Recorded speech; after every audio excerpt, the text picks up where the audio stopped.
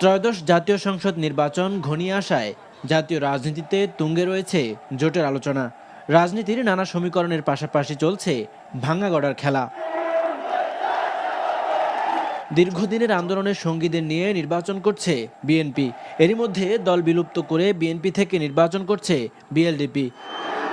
দল থেকে পদত্যাগ করে ধানের শীষের প্রার্থী হচ্ছেন গণ অধিকার পরিষদের সদস্য সচিব রাশেদ খান সহ বেশ কয়েকজন। পর্যাপ্ত আসন না পেয়ে জোটও ছেড়েছে অনেক দল। অন্যদিকে নির্বাচন ঘিরে বৃহত্তর রাজনৈতিক সমঝোতার পথে জামায়াতে ইসলামী সহ সমমনা ৮ দল ও অভ্যুত্থানের নেতৃত্ব দেয়া তরুণদের দল জাতীয় নাগরিক পার্টি এনসিপি। চলছে শেষ মুহূর্তের আলোচনা। শিগগির আনুষ্ঠানিক ঘোষণার প্রত্যাশা নেতাদের। সব দলের সাথে যেমন আমাদের আলোচনা চলমান, ইনফর্মাল আলোচনা যেগুলো, সেগুলো এনসিপির সাথেও আলোচনা হয় এবং হচ্ছে।